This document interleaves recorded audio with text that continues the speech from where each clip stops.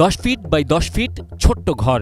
মিরপুরের দক্ষিণ পীরেরবাগের বাসার এই ঘরে বসেই তৈরি করা হচ্ছিল বাংলাদেশ কারিগরি শিক্ষা বোর্ডের মূল সার্টিফিকেটের মতো অবিকল নকল বা ভুয়া সার্টিফিকেট। যিনি এ কাজটি করছেন তিনি এই বোর্ডের সিনিয়র সিস্টেম অ্যানালিস্ট। তার কাছে থাকা পাসওয়ার্ড দিয়ে তিনি ঘরে বসেই সিস্টেমের সাহায্যে এভাবে গেল 1 বছরেরও বেশি সময় ধরে 5,000-এরও বেশি ভুয়া সার্টিফিকেট ও মার্কশিট তৈরি করেছেন। এসব মার্কশিট বা সার্টিফিকেট দেয়া হচ্ছিল বোর্ডের নির্ধারিত কাগজে, যে কাগজগুলো কারিগরি শিক্ষা বোর্ড থেকে চুরি করেছিলেন শামসুজ্জামান নিজেই। প্রায় 5,000-এর বেশি সার্টিফিকেট যেটা অনলাইনে আপডেট করে সেটা প্রিন্টের ব্যবস্থা করে ছাত্রছাত্রীদেরকে দেওয়া হয় এবং এই সার্টিফিকেট এটা অনলাইনে বিশ্বের যে কোনো জায়গা থেকেই এটা ভেরিফাই করে দেওয়া হয়। এই কাজের জন্য 30-35 হাজার টাকা থেকে শুরু করে 50-60 হাজার টাকা পর্যন্ত এটা নেওয়া হয়ে থাকে। এটা ওই যে বিভিন্ন দালাল যারা আছে বা লোকজন আছে তারা আমাদের কাছে একটু নাম সরবরাহ করে কোনটা লাগে সেই পরিপ্রেক্ষিতে সেটা তৈরি করে দেওয়া হয়। এখানেই শেষ নয়, এই মার্কশিট আবার অনলাইনেও আপলোড করা হয়। ফলে যে কোনো জায়গায় বসে অনলাইনে সার্চ দিলেই দেখা যেত ওই সার্টিফিকেট। তাই কোনোভাবেই বোঝার উপায় ছিল না এই সার্টিফিকেট বা মার্কশিট যে ভুয়া।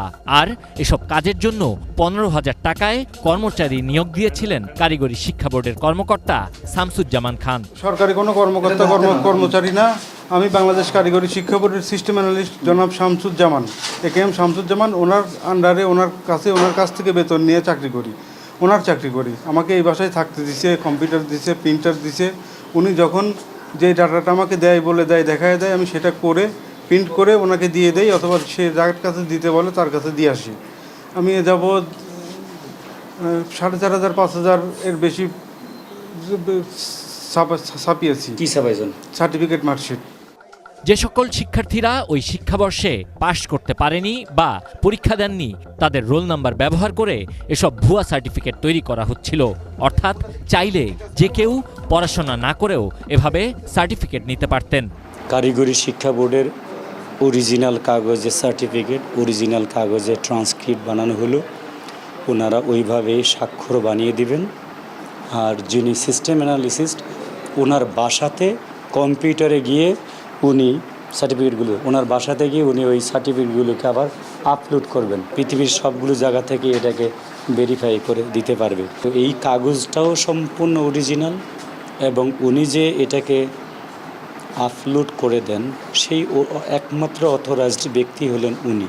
সেই কারণে এখানে যারা সার্টিফিকেট পাবেন তাদের কোনো ভোগান্তির বিষয় নেই, তাদের এটার জেনুইনিত্ব বা সত্যতা নিয়ে কোথাও ডাউট থাকে না।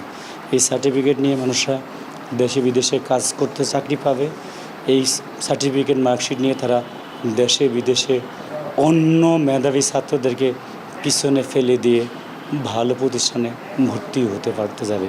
সুতরাং এইভাবেই তারা টাকার বিনিময়ে জাতির শিক্ষার মেরুদণ্ডটাকে ক্রাশ করে দেওয়ার জন্য কাজ করে যাচ্ছিল। গোয়েন্দারা বলছেন এভাবে জালিয়াতি করে শিক্ষা ব্যবস্থার মেরুদণ্ড ভেঙে দিয়ে ভুয়া সার্টিফিকেট বানিয়ে চক্রটি কয়েক কোটি টাকা আয় করেছে।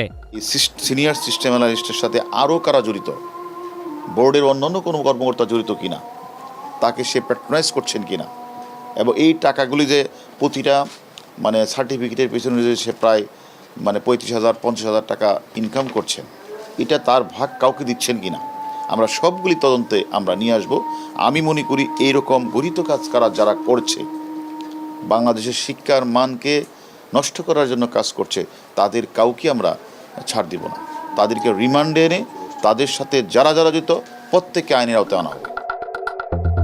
দক্ষিণ পীরেরবাগের বাসায় বসে শিক্ষার্থীর নাম, বাবা মা ও রোল নাম্বার দিয়ে সার্টিফিকেট তৈরি করা হলেও সেসব প্রিন্ট দেওয়া হতো মধ্য পীরেরবাগের আরেকটি বাসা থেকে। একটি সার্টিফিকেট বানাতে সময় লাগত 3 থেকে 5 মিনিট।